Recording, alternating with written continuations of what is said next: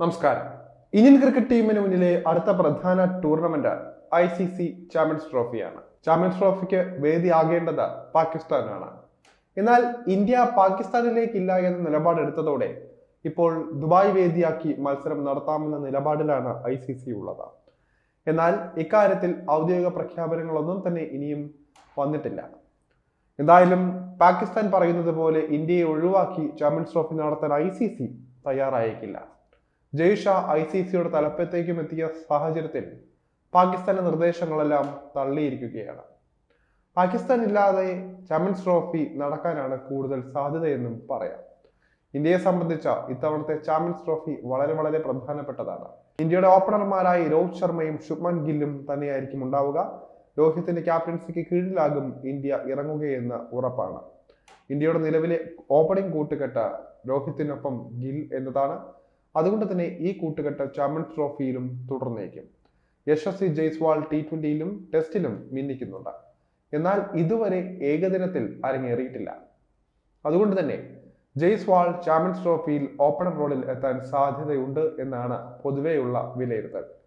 എന്നാൽ ഇന്ത്യ ഇപ്പോൾ ജയ്സ്വാളിന് ഇത്തരമൊരു അവസരം നൽകിയേക്കില്ല. ശുഭ്മാൻ ഗില്ലിനെ തന്നെയായിരിക്കും രോഹിത് ശർമ്മയ്ക്കൊപ്പം കളിപ്പിക്കുക. ജയ്സ്വാളിന് ഈ സമയത്ത് വിശ്രമം നൽകിയേക്കും. 1-ാം നമ്പറിൽ വിരാട് കോഹ്ലി തുടരും. ഇന്ത്യയുടെ സീനിയർ ബാറ്ററായ വിരാട് കോഹ്ലിയുടെ സമീപകാല പ്രകടനങ്ങൾ മോശമായിരുന്നു. എന്നാൽ ഇപ്പോൾ പതിയെ ഫോമിലേക്ക് എത്താൻ കോഹ്ലിക്ക് സാധിക്കുന്നുമുണ്ട്. അതുകൊണ്ട് തന്നെ കോഹ്ലിയിൽ നിന്ന് ഗംഭീര പ്രകടനം ഇന്ത്യ പ്രതീക്ഷിക്കുന്നുണ്ട്. 4-ാം നമ്പറിൽ KL രാഹുലിനാകും സ്ഥാനം.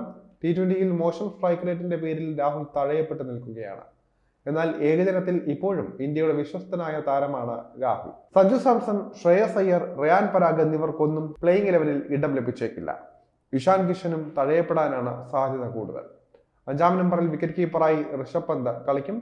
ഋഷഭിനെ സംബന്ധിച്ച് ചാമ്പ്യൻസ് ട്രോഫിയിലെ പ്രകടനം നിർണായകം തന്നെയായിരിക്കും. ഫ്ലോപ്പായാൽ അവസരം കാത്ത സഞ്ജുവും ഇഷാനും അടക്കം പല പ്രമുഖരും ഉണ്ട്. 6-ാം നമ്പറിൽ പേസ് ഓൾറൗണ്ടറായി ഹാർദിക് പാണ്ഡ്യ എത്തും.